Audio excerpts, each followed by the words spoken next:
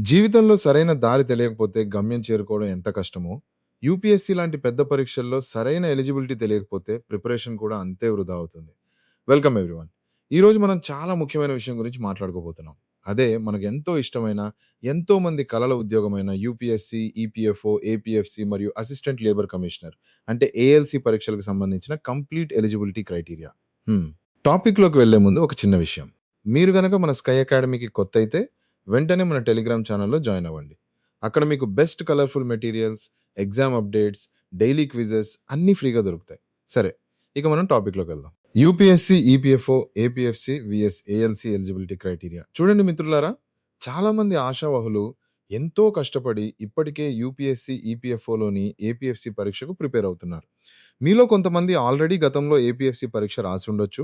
మరియు ఇప్పుడు assistant labour commissioner అంటే ఏఎల్సీ పరీక్షను కూడా ఎలా ఎదుర్కోవాలి అని ఆలోచిస్తూ ఉండొచ్చు. కానీ స్నేహితులారా, ఈ 2 పరీక్షలకు సంబంధించిన అర్హతా నిబంధనలు అంటే ఎలిజిబిలిటీ క్రైటీరియా గురించి నాకు చాలామంది పిల్లలు మెసేజెస్ చేస్తున్నారు, కాల్స్ చేస్తున్నారు.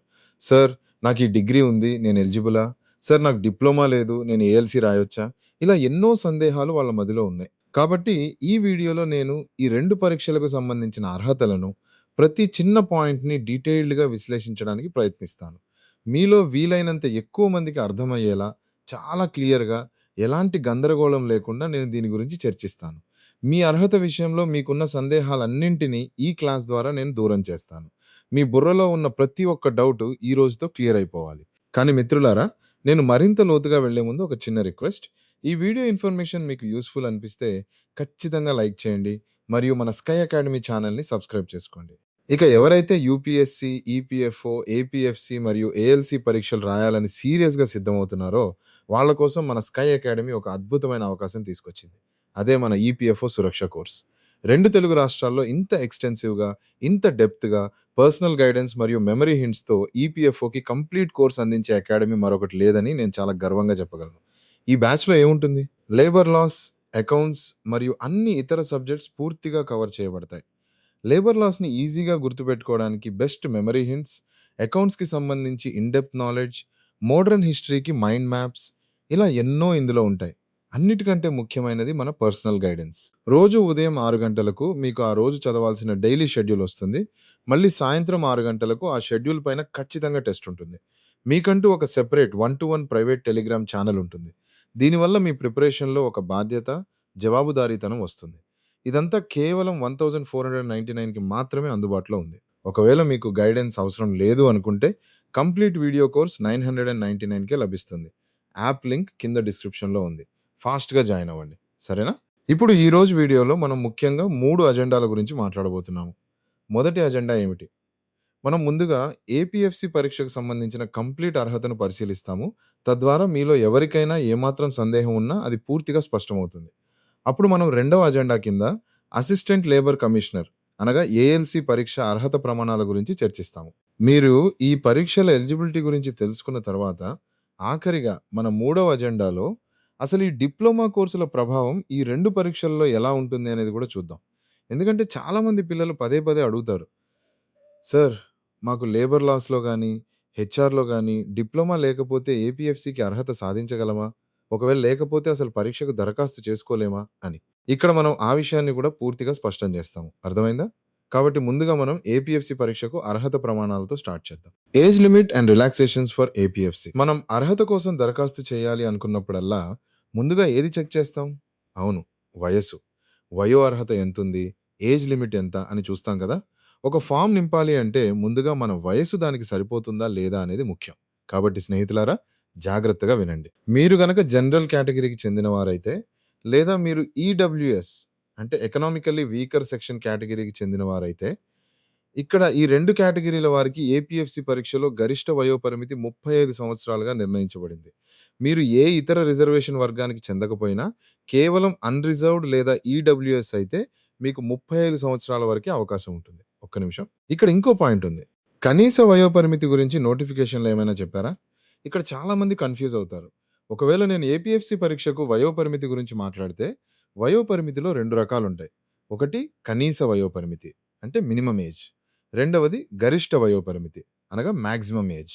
కాబట్టి మినిమమ్ ఏజ్ విషయానికొస్తే ఏ కేటగిరీకి చెందిన అభ్యర్థులైనా సరే ఏబీఎఫ్‌సి పరీక్షకు హాజరు కావడానికి ప్రత్యేకంగా కనీస వయోపరిమితి ఏదీ నిర్దేశించబడలేదు. వినడానికి ఆశ్చర్యంగా ఉన్నా ఇది నిజం. నోటిఫికేషన్‌లో ఎక్కడా కూడా మినిమమ్ ఏజ్ 21 ఉండాలి లేదా 22 ఉండాలి అని ప్రస్తావించలేదు. స్నేహితులు, ఇక్కడ కనీస వయోపరిమితికి సంబంధించి యూపీఎస్సీ ఎలాంటి నిబంధన పెట్టలేదు. కానీ ఇక్కడే ఒక లాజిక్ ఉంది. విద్యా అర్హత, ఎడ్యుకేషనల్ క్వాలిఫికేషన్ అనేది ఖచ్చితంగా ఉండాలి కదా! ఒకవేళ ఒక అభ్యర్థి తన 18 లేదా 19 సంవత్సరాల వయస్సులోనే గ్రాడ్యుయేషన్ కంప్లీట్ చేస్తే, అప్పుడు ఆ పిల్లాడు ఫార్మ్ నింపొచ్చా? అవును. ఖచ్చితంగా నింపొచ్చు. ఎందుకంటే ఇక్కడ వయస్సు కంటే నీ చేతిలో ఆ డిగ్రీ సర్టిఫికేట్ ఉందా లేదా అన్నదే ముఖ్యం. కానీ ఒక పిల్లవాడికి ఇంకా 25 ఏళ్ళు వచ్చినా గ్రాడ్యుయేషన్ కంప్లీట్ కాలేదనుకోండి, అప్పుడు అతను దరఖాస్తు చేయలేడు. కాబట్టి ఇక్కడ కనీస వయస్సు ఏది అనేది మీ గ్రాడ్యుయేషన్ ఎప్పుడు పూర్తయింది అనే దాని మీద ఆధారపడి ఉంటుంది. అర్థమవుతుందా నా పాయింట్? సరే. ఇప్పుడు గరిష్ట వయోపరిమితి గురించి మళ్ళీ డీటెయిల్డ్‌గా చూద్దాం. నేను ఇందాక చెప్పినట్లు జనరల్ కేటగిరీ మరియు ఈడబ్ల్యూఎస్ వర్గానికి 35 సంవత్సరాలు. మరి మిగతా వారికి? స్నేహితులారా, మీరు ఓబీసీ అనగా అదర్ బ్యాక్వర్డ్ క్లాసెస్ కేటగిరీకి చెందినవారైతే, అప్పుడు మీకు సుమారు 3 సంవత్సరాల ఏజ్ రిలాక్సేషన్ అనగా వయో సడలింపు లభిస్తుంది. అంటే మీరు 38 ఏళ్ల వయసు వరకు ఏపీఎఫ్‌సి పరీక్షకు ఎలాంటి టెన్షన్ లేకుండా హాజరు కావచ్చు. దర్జాగా దరఖాస్తు చేసుకోవచ్చు. కానీ ఇక్కడ ఒక కండిషన్ ఉంది సుమా. మీరు ఓబీసీలో నాన్ క్రీమీ లేయర్ కిందకు వస్తే మాత్రమే మీకు ఈ రిజర్వేషన్ ప్రయోజనం లభిస్తుంది. క్రీమీ లేయర్ వాళ్ళకి ఈ రిలాక్సేషన్ వర్తించదు. ఈ విషయం గుర్తుపెట్టుకోండి. ఇక మీరు ఎస్సీ లేదా ఎస్టీ వర్గానికి చెందినవారైతే, అప్పుడు మీకు ఏకంగా 5 సంవత్సరాల రిలాక్సేషన్ ఉంది. అంటే జనరల్‌తో పోలిస్తే 5 ఏళ్ళు అదనం. సో, మీరు 40 సంవత్సరాల వయస్సు వరకు ఏపీఎఫ్‌సి పదవికి దరఖాస్తు చేసుకోవచ్చు. ఎంత మంచి అవకాశం గదా! అంతేకాదు, ఒకవేళ మీరు ఇప్పటికే సెంట్రల్ గవర్నమెంట్ ఎంప్లాయీ అయినా, లేదా ఈపీఎఫ్ఓ ఆర్గనైజేషన్‌లోనే ఏదైనా డిపార్ట్మెంట్‌లో వర్క్ చేస్తున్నా, మీకు కూడా 5 సంవత్సరాల సడలింపు లభిస్తుంది. మీరు కూడా 40 సంవత్సరాల వయస్సు వరకు అప్లై చేసుకోవచ్చు. మరి ఫిజికల్లీ హ్యాండిక్యాప్డ్ కేటగిరీ అనగా persons with benchmark disabilities వారికైతే ఏకంగా 10 సంవత్సరాల రిలాక్సేషన్ ఉంటుంది. అంటే వారు 45 సంవత్సరాల వయస్సు వరకు అప్లై చేసుకోవచ్చు. ఇక్కడే చాలా మందికి ఇంకో పెద్ద డౌట్ వస్తుంది. సార్, నేను ఎస్సీ కేటగిరీ మరియు ఫిజికల్లీ హ్యాండిక్యాప్డ్ కూడా. అప్పుడు నా పరిస్థితి ఏంటి? అని. స్నేహితులారా, ఇక్కడే యూపీఎస్సీ మీకొక క్యుములేటివ్ బెనిఫిట్ అంటే 2 రిజర్వేషన్‌లు కలిపి ఒకేసారి ఇస్తుంది. ఉదాహరణకు, మీరు ఓబీసీ అయ్యుండి ఫిజికల్లీ హ్యాండిక్యాప్డ్ అయితే మీకు ఓబీసీకున్న 3 సంవత్సరాలు ప్లస్ డిజబిలిటీకున్న 10 సంవత్సరాలు. మొత్తం కలిపి 13 సంవత్సరాల వయో సడలింపు లభిస్తుంది. అంటే మీరు 48 ఏళ్ల వరకు రాసుకోవచ్చనమాట. సరేనా? అదే మీరు ఎస్సీ లేదా ఎస్టీ అయితే 15 సంవత్సరాల వయో సడలింపు లభిస్తుంది. కాబట్టి ఇక్కడ వయసు విషయంలో చాలా రిలాక్సేషన్స్ ఉన్నాయి. దీని గురించి ఎక్కువగా వర్రీ అవ్వాల్సిన పని లేదు. The crucial cut off date for age calculation. కానీ అసలు ట్విస్ట్ ఇక్కడే ఉంది. ఇప్పుడు స్నేహితులారా, మనం కట్ ఆఫ్ డేట్ అంటే గడువు తేదీ గురించి మాట్లాడుకుందాం. ఏజ్‌ని ఏ తేదీ నాటికి లెక్కించాలి? సార్, నేను నిన్ననే నా 36వ పుట్టినరోజు జరుపుకున్నాను. నా ఏజ్‌ని నోటిఫికేషన్ వచ్చిన రోజుతో లెక్కిస్తారా? లేక ఎగ్జామ్ జరిగే రోజుతో లెక్కిస్తారా? అని చాలామంది అడుగుతారు. జాగ్రత్తగా వినండి మిత్రులారా.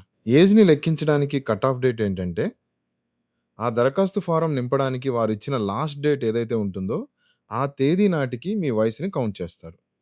నోటిఫికేషన్ వచ్చిన రోజు కాదు, ఎగ్జామ్ జరిగే రోజు అంతకంటే కాదు. ఫార్మ్ సబ్మిట్ చేయడానికి లాస్ట్ డేట్‌ని మాత్రమే ప్రమాణంగా తీసుకుంటారు. ఉదాహరణకు, ఒకవేళ నోటిఫికేషన్ జూలై 20వ తేదీన వచ్చిందనుకుందాం. నోటిఫికేషన్ వచ్చిన తర్వాత యూపీఎస్సీ వారు ఆన్‌లైన్ అప్లికేషన్‌కి సుమారు 3 వారాల సమయం ఇస్తారు. అంటే జూలై 20 నుంచి ఒక 3 వారాలు వేసుకుంటే, ఫార్మ్ నింపడానికి ఆగస్టు 10 లేదా ఆగస్టు 11వ తేదీ లాస్ట్ డేట్ అవ్వచ్చు.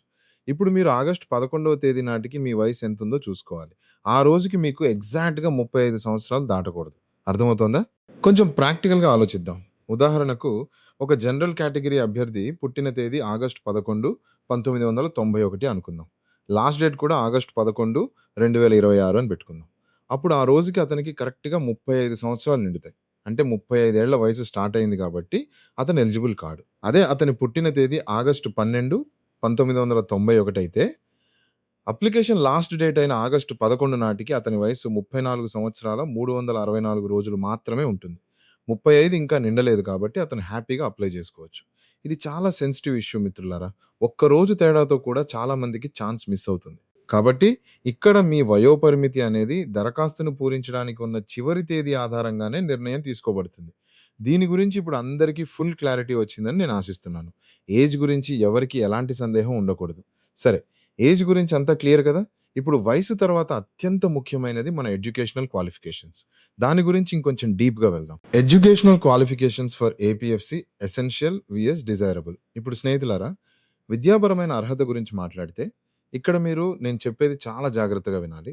ఏపీఎఫ్‌సి పరీక్షకి సంబంధించి విద్యా అర్హతలు 2 రకాలుగా ఉంటాయి. యూపీఎస్‌సి నోటిఫికేషన్‌లో ఎప్పుడైనా ఈ 2 పదాలు పక్కపక్కనే కనిపిస్తాయి. ఆ 2 రకాలేమిటి? ఒకటి ఎసెన్షియల్ క్వాలిఫికేషన్. దీని అర్థం ఏంటి? ఈ అర్హత ఖచ్చితంగా ఉండాలి. ఇది లేకపోతే మీరసలు ఆన్‌లైన్ అప్లికేషన్ పోర్టల్‌లో ఫార్మ్ నింపడానికే వీలు పడదు. ఇది తప్పనిసరి. ఒకవేళ ఈ ఎసెన్షియల్ క్వాలిఫికేషన్ మీకు లేకపోతే, అప్లికేషన్ మీద ఒక పెద్ద రెడ్ కలర్ సిలువ ఉంచబడుతుంది. అంటే మీ అప్లికేషన్ రిజెక్ట్ అవుతుంది. మీరు ఏపీఎఫ్‌సి పరీక్షకు దరఖాస్తు చేసుకోలేరు. ఇక రెండవదేంటంటే డిజైరబుల్ క్వాలిఫికేషన్, అనగా ఆశించదగిన అర్హత. ఈ డిజైరబుల్ క్వాలిఫికేషన్ ఉన్నా లేకపోయినా మీ ఫారం నింపడాన్ని అది ఏమాత్రం ప్రభావితం చేయదు. మీకు ఈ డిజైరబుల్ క్వాలిఫికేషన్ లేకపోయినా సరే హ్యాపీగా ఫారం నింపవచ్చు, ఎగ్జామ్ రాయొచ్చు, ఇంటర్వ్యూకి వెళ్ళొచ్చు, జాబ్ కూడా తెచ్చుకోవచ్చు. ఎందుకంటే ఇది కేవలం కోరదగినది మాత్రమే. ఉంటే మంచిది, లేకపోయినా నష్టం లేదు. కానీ ఒకవేళ మీకు ఈ అర్హత ఉంటే ఏంటి లాభం? మీకు ఇంటర్వ్యూ బోర్డ్ దగ్గర కొంచెం ఎక్స్ట్రా మైలేజ్ లభిస్తుంది. కేక్‌పై ఐసింగ్ లాగా మీకు ఇంటర్వ్యూలో అదనపు ప్రాధాన్యత దొరుకుతుంది. ఫైనల్ సెలక్షన్ టైంలో ఇద్దరు అభ్యర్థులకు సమానమైన మార్కులొస్తే, అప్పుడు ఈ డిజైరబుల్ క్వాలిఫికేషన్ ఉన్న వాళ్ళకి ఫస్ట్ ప్రిఫరెన్స్ ఇస్తారు. అర్థమైందా? సరే. అసలు ఏపీఎఫ్‌సికి ఈ ఎసెన్షియల్ క్వాలిఫికేషన్ ఏమిటి? ఎసెన్షియల్ అర్హత ఏమిటంటే, మీరు ఏదైనా గుర్తింపు పొందిన యూనివర్సిటీ నుండి గ్రాడ్యుయేషన్ అంటే డిగ్రీ పూర్తి చేసి ఉండాలి. అది కూడా ఫారం నింపడానికి చివరి తేదీ నాటికి మీ చేతిలో కనీసం ప్రొవిజనల్ డిగ్రీ సర్టిఫికేట్ అయినా ఉండి తీరాలి. కాబట్టి ఇక్కడ మీరు మీ డిగ్రీ కంప్లీట్ చేసి ఉంటే, మరియు లాస్ట్ డేట్‌కి ముందే మీ ఫైనల్ సెమిస్టర్ రిజల్ట్స్ వచ్చి ఉంటే, మీరు 100% ఎలిజిబుల్. ఇక్కడ ఇంకో పాయింట్ ఏంటంటే, సార్ నేను బీటెక్ చేశాను, నేను బీఏ చేశాను, లేదా నేను ఓపెన్ యూనివర్సిటీలో దూర విద్య ద్వారా డిగ్రీ చేశాను, నేను అప్లై చేయొచ్చా అని చాలామంది అడుగుతారు. స్నేహితులు, మీరు ఏ బ్రాంచ్‌లో పట్టభద్రులయ్యారనేది ఇక్కడ అస్సలు పట్టింపు లేదు. మీరు ఇంజినీరింగ్ అయినా, ఆర్ట్స్ అయినా, కామర్స్ అయినా అంతా ఒకటే. అలాగే డిగ్రీలో మీకు ఎన్ని మార్కులొచ్చాయనేది కూడా ముఖ్యం కాదు. మీకు కేవలం 40% వచ్చి జస్ట్ పాస్ అయినా సరే, లేదా 90% వచ్చి యూనివర్సిటీ టాపర్ అయినా సరే, మీరిద్దరూ సమానమే. ఇద్దరూ దరఖాస్తు చేసుకోవచ్చు. దూర విద్యా విధానంలో చదివినా సరే ఎలిజిబులే. మరి డిజైరబుల్ క్వాలిఫికేషన్స్ ఏంటి? ఎవరికైనా లాలో గాని, కంపెనీ లాలో గాని, లేబర్ లాలో గాని, లేదా పబ్లిక్ అడ్మినిస్ట్రేషన్‌లో గాని డిప్లొమా ఉంటే అది డిజైరబుల్‌గా పరిగణించబడుతుంది. కానీ ఇది లేకపోయినా జాబ్ వచ్చిన వాళ్ళు వందల్లో ఉన్నారు. గత రిక్రూట్‌మెంట్స్‌లో గూడా మనం ఇది గమనించాం. కాబట్టి దీని గురించి అనవసరంగా భయపడకండి. చూసారుగా మిత్రులారా, ఏపీఎఫ్‌సికి సంబంధించి ఏజ్ అండ్ ఎడ్యుకేషనల్ క్వాలిఫికేషన్స్ ఎంత క్లియర్‌గా ఉన్నాయో. మరి మనకి ఎంతో కన్‌ఫ్యూజన్ క్రియేట్ చేసే ఇంకొక పరీక్ష ఉంది. అదే అసిస్టెంట్ లేబర్ కమిషనర్. దాని పరిస్థితి ఏంటి? అక్కడ ఈ డిప్లొమా రూల్స్ ఎలా ఉంటాయి? దానికి ఎవరు ఎలిజిబుల్? ఇవన్నీ కూడా మనం డీటెయిల్‌గా డిస్కస్ చేద్దాం. ఇప్పుడు మనం ఏఎల్‌సి అంటే అసిస్టెంట్ లేబర్ కమిషనర్ పరీక్ష విద్యా అర్హతల గురించి మాట్లాడుకుందాం. ఇది చాలా ముఖ్యమైనది. దయచేసి ఇక్కడ మీ పూర్తి అటెన్షన్ పెట్టండి. చూడండి మిత్రులారా, నేను వయసు గురించి చెప్పినప్పుడు ఏపీఎఫ్‌సికి మరియు ఏఎల్‌సికి మధ్య ఎలాంటి తేడా లేదు అని చెప్పాను కదా! వయోపరిమితి అంతా సేమ్ టు సేమ్. కానీ విద్యా అర్హతల దగ్గరకొచ్చేసరికి ఇక్కడ యూపీఎస్‌సి ఒక పెద్ద కండిషన్ పెట్టింది. అదేంటంటే ఏపీఎఫ్‌సి పరీక్ష రాయడానికి కేవలం డిగ్రీ ఉంటే సరిపోతుంది. డిప్లొమా అనేది కేవలం డిజైరబుల్ మాత్రమే అని మనం ఇందాక తెలుసుకున్నాం. కానీ ఏఎల్‌సి పరీక్షకి అలా కాదు. ఏఎల్‌సికి డిగ్రీ ఉండాలి. దాంతో పాటుగా ఖచ్చితంగా కొన్ని స్పెసిఫిక్ రంగాలలో డిప్లొమా ఉండి తీరాలి. అవును. ఇది ఎసెన్షియల్ క్వాలిఫికేషన్. ఒకవేళ మీ దగ్గర ఆ డిప్లొమా లేకపోతే ఫార్మ్ నింపడానికి సిస్టమ్ మిమ్మల్ని అనుమతించదు. అక్కడే మీ అప్లికేషన్‌కి రెడ్ మార్క్ పడిపోతుంది. మరి ఆ డిప్లొమా ఏ ఏ సబ్జెక్ట్స్‌లో ఉండాలి?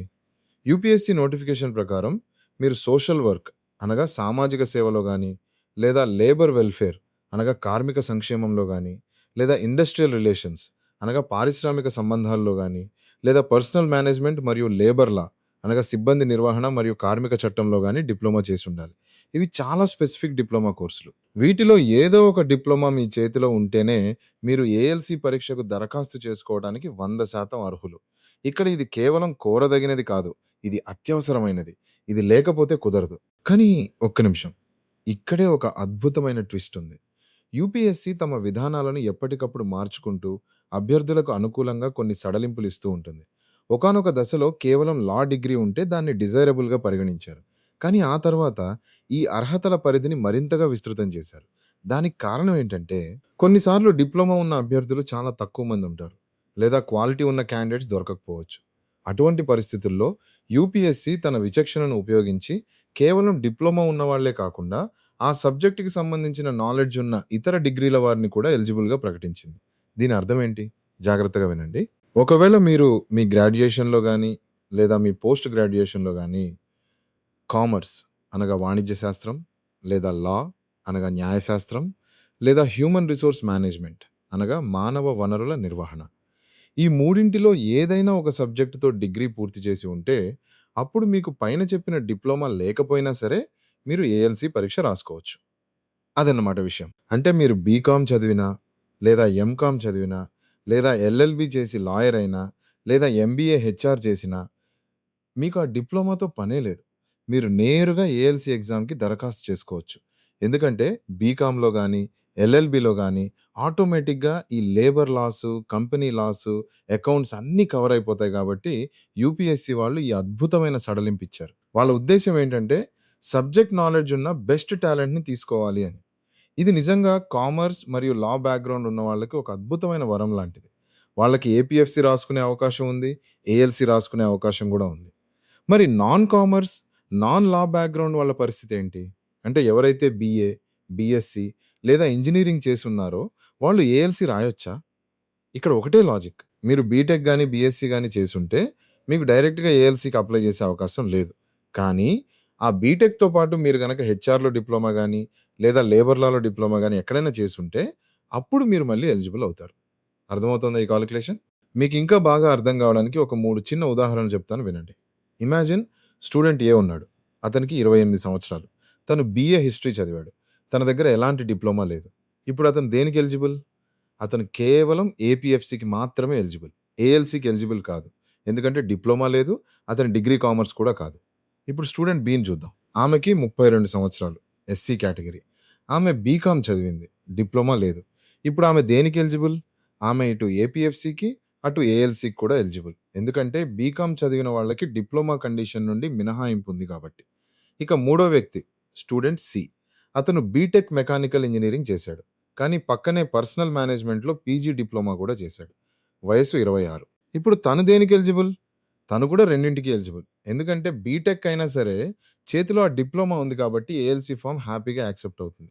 ఇదంతా మీ మైండ్‌లో ఒక ఫ్లో చార్ట్ లాగా రన్ అవ్వాలి. సో, ఇప్పుడు ఫైనల్‌గా ఈ డిప్లొమా ప్రభావం ఈ 2 పరీక్షల మీద ఎలా పడుతుందో ఒకసారి సమ్మరైజ్ చేసుకుందాం. ఎందుకంటే ఇదే మన లాస్ట్ అజెండా. ఏఎల్సీ పరీక్ష రాయాలి అంటే డిప్లొమా అనేది ఒక తప్పనిసరి షరతు. ఆ షరతు నుండి తప్పించుకోవాలి అంటే మీ డిగ్రీ కామర్స్, లా లేదా హెచ్ఆర్ఎం అయ్యుండాలి.